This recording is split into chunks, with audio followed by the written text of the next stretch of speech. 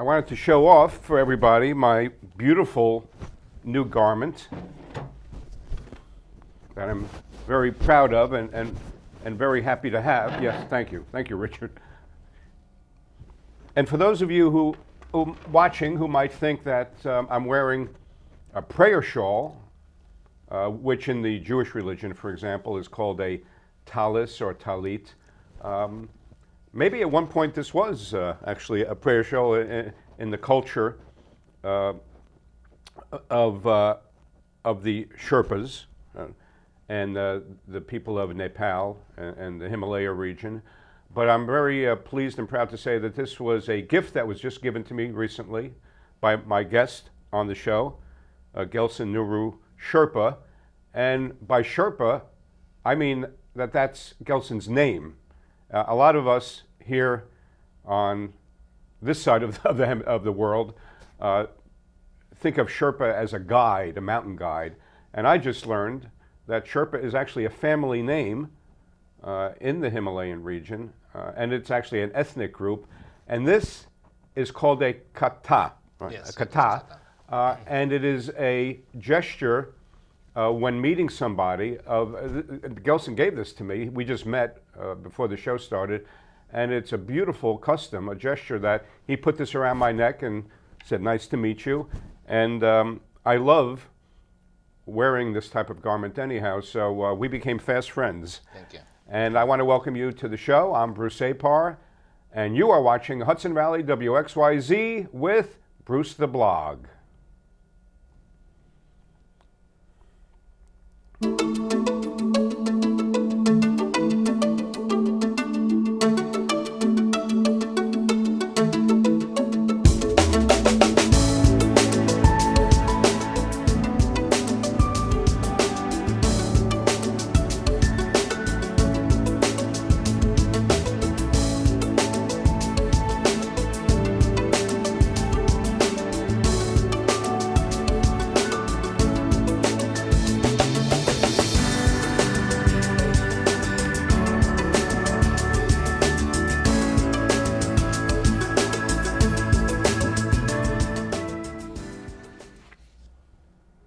Hudson Valley WXYZ with Bruce the Blog is brought to you by Chase Media Group. And I thank Carla Chase, CEO of the company, and Frank J. Rich, the Chief Strategy Officer, for producing the show. And we bring you outstanding citizens who are making unique contributions to our quality of life. And we also like to explore ideas and issues that affect us all. And I'm very glad to have met Gelson Nuru Fanasa Sherpa, right, is your full name. And the unfortunate reason that he's here actually is to talk about the awful, horrific earthquake that affected in April actually his hometown, which is at the base of Mount Everest, right? And the hometown, Gelson, is Khumbu, yes. Right? And that's where Gelson is from. He hails from Khumbu, which, as I say, is actually at the base of Mount Everest. And he also is the owner of a very successful restaurant in Yorktown Heights in northern Westchester called Jewel of Himalaya, which I'm glad to hear. It's a great restaurant with great food, Yeah, and thank you. I'm glad to hear it's doing very well. And before we talk about the earthquake and what you are doing to help, not only your own relatives, but obviously all of the people over there who have been tragically affected by it. I know you lost your cousin, and condolences Thank you. for that. Just tell us a little bit, Gelson, about the restaurant, like about the kind of food that you specialize in. Well, in my restaurant, we serve Himalayan food. Right. It is very much a twist between Indian and Chinese, Right. and a little bit of Thai style. Right. So most of the foods are made with the main ingredient we use is ginger and garlic. Right. And the curries are much lighter than Indian. The curry is. Yes. Yeah. And by the way, I'm a little bit of a health nut with certain things. Certainly with my diet I am. And I know garlic is very good Yeah, for your, it for is your health. healthy. Yeah, yeah. And we also serve noodle rice dishes and grilled Right. chickens, the Himalayan style grilled chickens. Right. And basically the foods are made very freshly from the scratch. Right. And this is why we've been doing so well at this Yorktown location. Well, and also the whole presentation of the food and the way that the portions, right, are prepared and presented is very different than Very different, what we're yes. used to. And I know I've been at your restaurant, and it's nice, but you get a lot of different, right, types of dishes, and it's almost like family style, right, where you can mix and match Exactly. things. And, That is we call Nepalese thali. Thali? Thali. Right. Yeah, it can be done in vegetarian version and non-vegetarian version. Non-vegetarian version, you can have a choice of one kind of meat, which can be lamb, mutton, chicken, or beef. It's Right. we serve right now in our restaurant. And then when you choose your main dish, it will serve surrounding by other small dishes, including rice pudding, fresh mustard green, yes. and homemade horseradish pickles, and fresh steam basmati rice, Right. and the mixed blend of lentils, which is very healthy. Lentils And, are yeah. well, beans in general are extremely healthy. Just quickly, a factoid I recently learned about that is this social scientist I was reading about traveled around the world to research why certain pockets of culture or civilization have much longer lives. And of course, one of the things, not surprisingly, he found is it's their plant-based diet. Yes. And he actually says if we ate human beings, or as we used to call we used to call us as kids, we used to actually say human beans. I think every beings, little yes. kid thinks it's human bean until he figures it out it's not.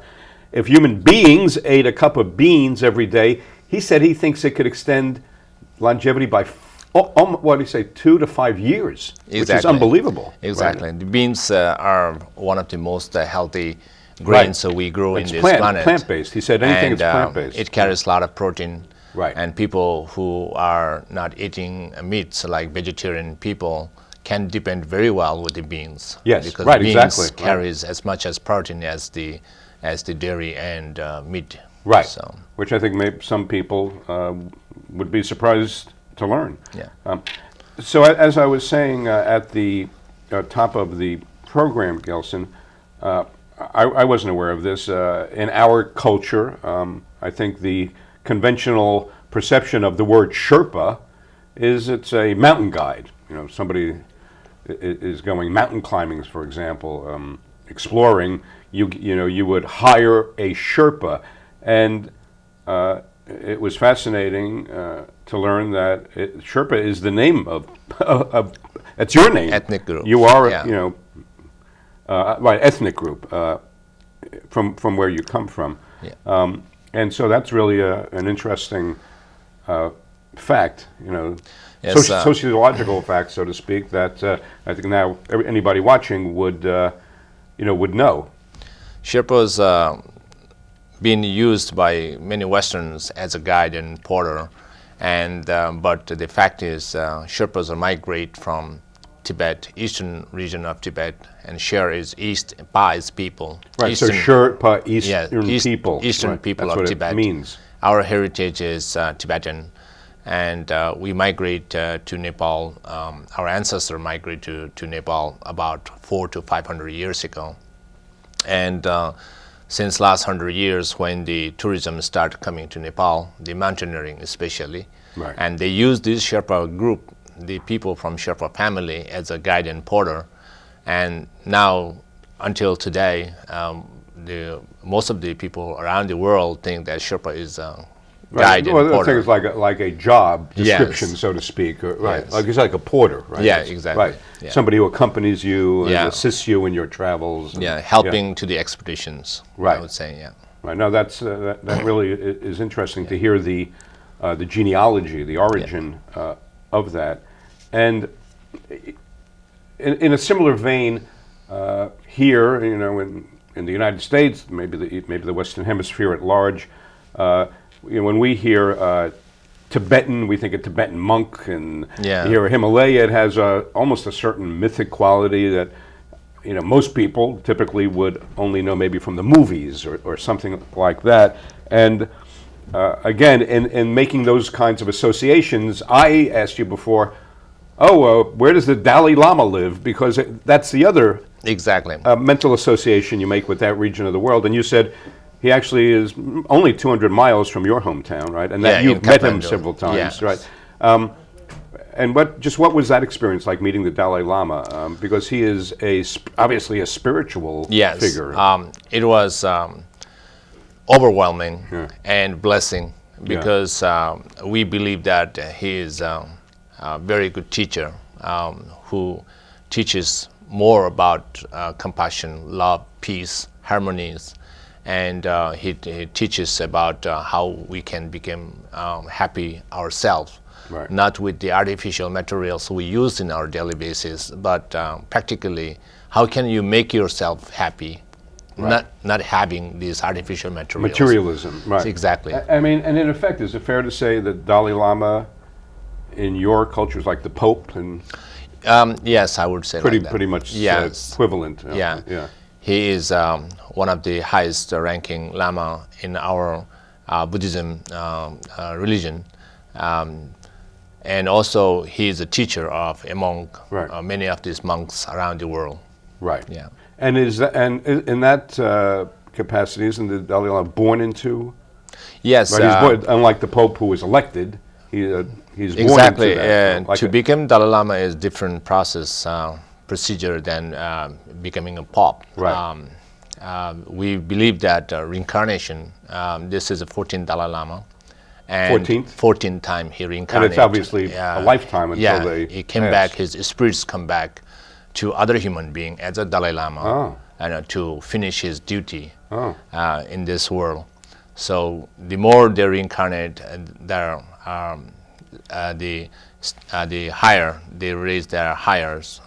The ranks are gonna go a little higher. Right. Oh, So really? yes, and So you're saying every successive Dalai Lama is like another step higher? Wow, exactly. that's interesting.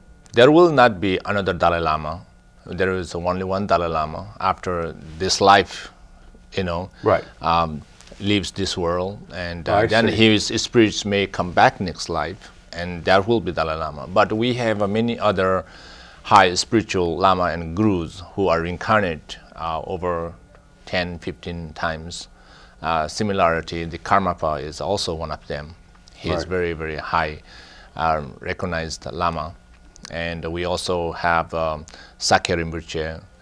The Chishu Rinpoche is one of the highest ranking Lama in Nyingmapa, the group of the Buddhism. He passed recently. Yes. And so we believe that a good human being who does good thing for this world and this planet, their spirit always coming back Right.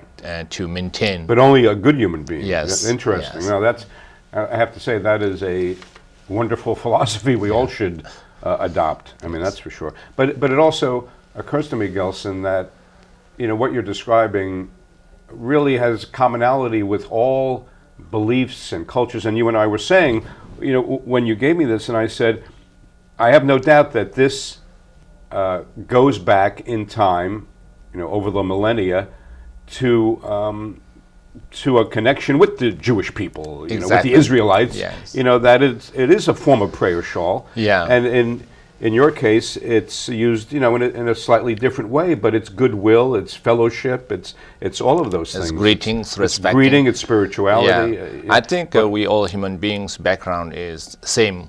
Yes, I same, agree with you. Yeah, I think so. Yeah. And that's what makes it all the more. I would use the word tragic.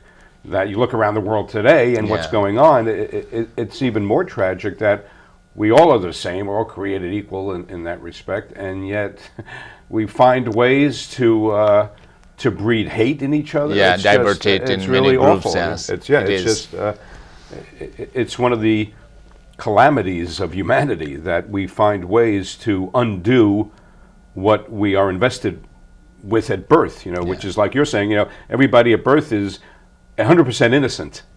And then Yeah. as you go through life, unfortunately, somehow you manage to find ways to lose that Yes. innocence. But my point in terms of the reincarnation, as you were describing it, like with the Dalai Lama, is that, isn't it true that when we procreate, we give birth to our progeny, to our children, you could say that's a form of our being reincarnated, right? Exactly. It's the same type of thing. We're perpetuating our family line, and it's like being reincarnated. Yes. It's you, it's your body that's generating another life. We believe that every human being is reincarnated Yeah, from yeah. different life or species. But when they are growing, the process of growing, their childhood, adult life, and elder life, and depends how they face with the circumstances, and this Right. is how the human being become the nature. Yes. And so this is why we all, the parent, as soon as we have children in our family, we start teaching them to make them a better human being. At what age? As soon as they understand communicating, they understand the meaning of life, and because of our own fault, the children are not getting a lot of information and education. Schooling is not the only education that they necessary to make them a good human being, and family background. The parents are very important to. No, I don't think it's any different here. You cannot attribute or make teachers responsible Yeah. for everything about the child. Yes. The family and the parents Yeah. have to take take most of the responsibility. Yes, Actually, it's true. So this is why we believe that the reason we can do a lot more than any other animal and any other creatures in this world is that we are all reincarnated from different species. Yeah. That we became as a human to do something good for the world. Yes. So this is why we have to do good. We need to do good. Right. We have to act good and to help others to Right. to protect the nature environmentally or in any way. We have to save Yeah. this world. Yeah. And No, all I could add to that is amen. Yes. And just something also to help people relate to, your own origins and where you grew up. And that you were telling me that the name of the school that you attended is the Edmund Hillary Exactly. School, and Edmund Hillary, of course, is justifiably famous as the first man to conquer Mount Everest. yes, Right? he He built the school. yeah. In our Sir Edmund Hillary, I Yes, should sir. say. Right. In our prospects of view, he is one of the biggest legend in Right. our hometown. Not only he became famous for climbing mountain, but he did so much things for the Sherpa community. When he first came to Nepal in 1953, and he met fellow Sherpas, and because of the generosity and helpful, he was able to succeed. Right. To reach on the top of Mount Everest. Right. On the way back, he fell in love with the Sherpa people's honesty, dignity, and they supported all Right. the way Right. to bring him on the top. So he wanted to give back to the community. He wanted to change the Sherpa people's life. He wanted the Sherpa people are not only become a guide and porter helping in the mountain, but he wanted to see Sherpa people working in different fields, in the medical field, engineering Right. field, banking fields, or tourism fields, business fields.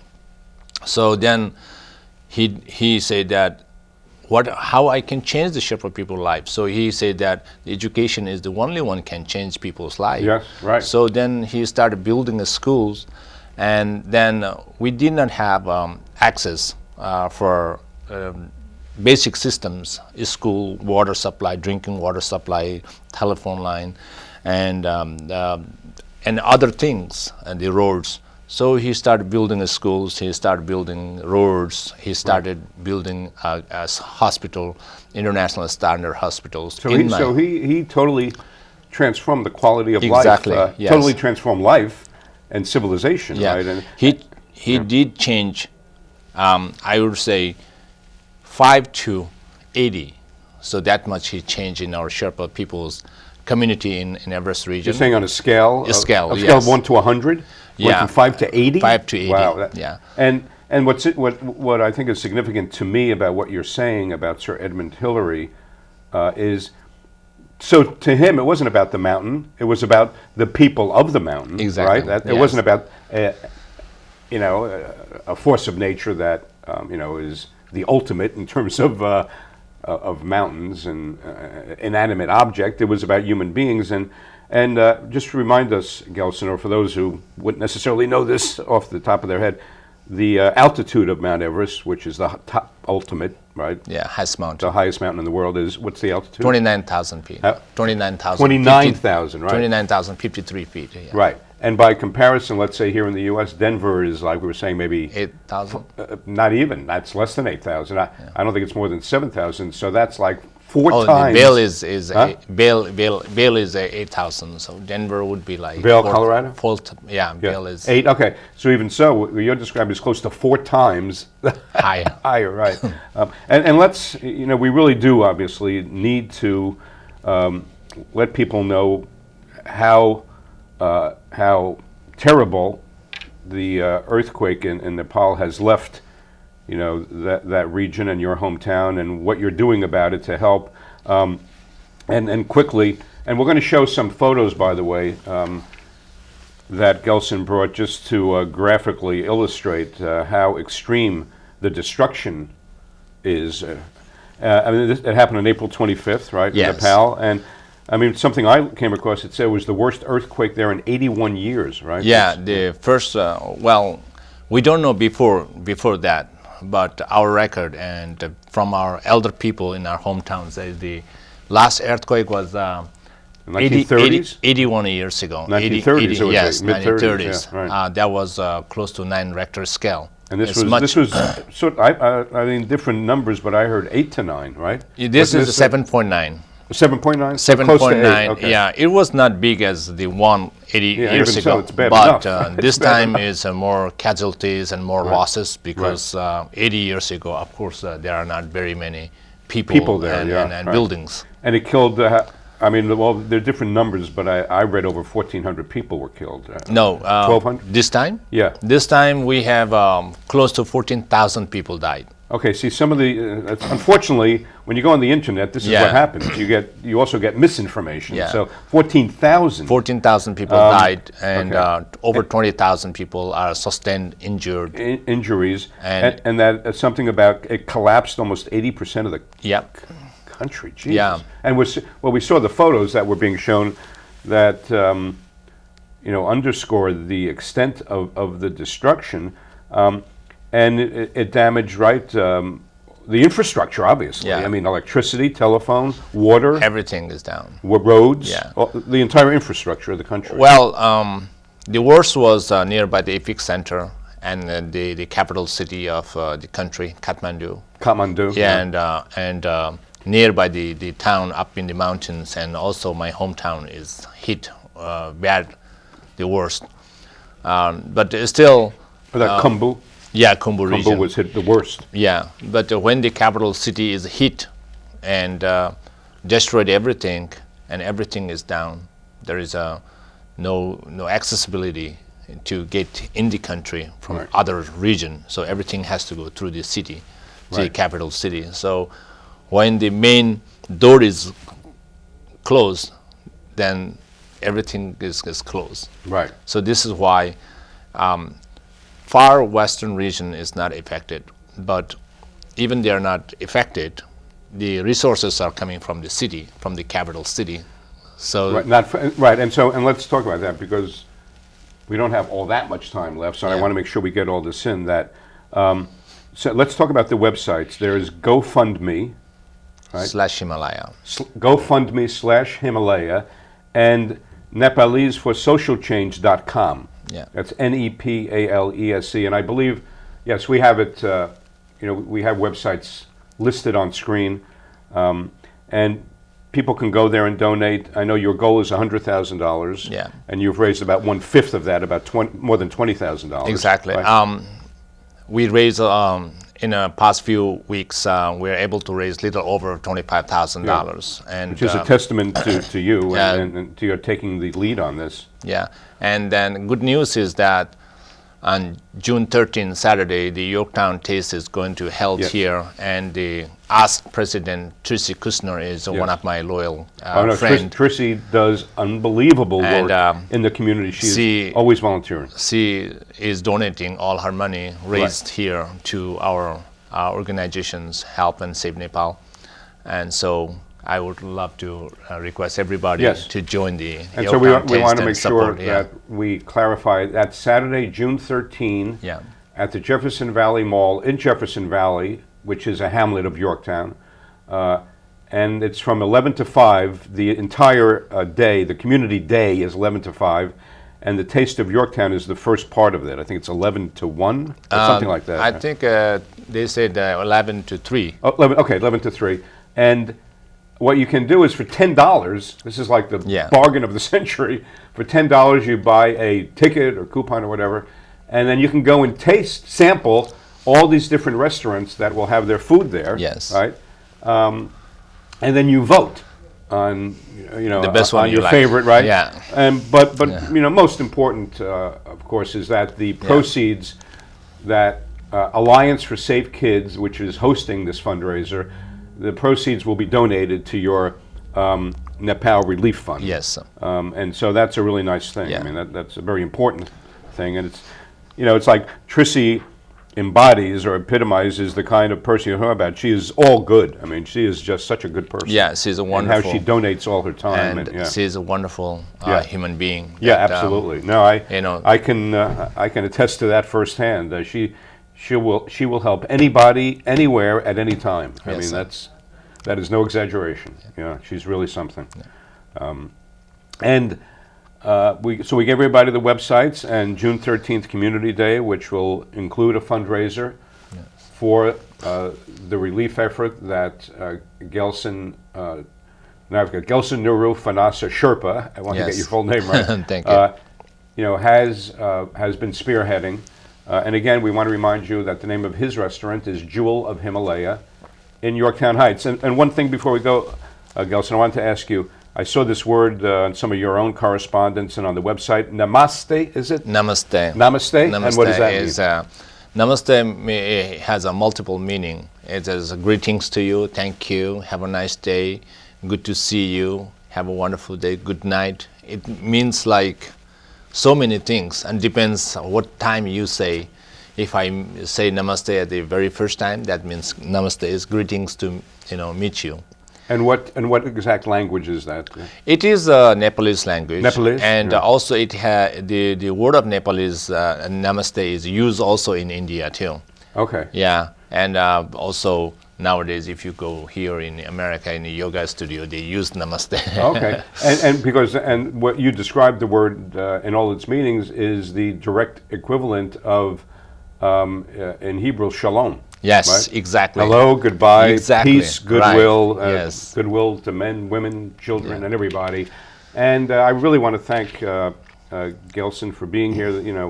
And I know I'll be seeing you more, and we'll be talking thank you more. for having me, No, Bruce. thank you, Yeah. thank you, and best of luck with your relief Thank you. efforts. And again, our And condolences on. I like to say one thing that in July we're gonna do our special fundraise, gonna be here in Yorktown. Okay. So I will. And we'll inform talk you. about that too Yeah. later on another show. And thank you for watching Hudson Valley WXYZ with Bruce the Blog. And remember, when Bruce the Blog listens, people talk. Thank you. Thank you.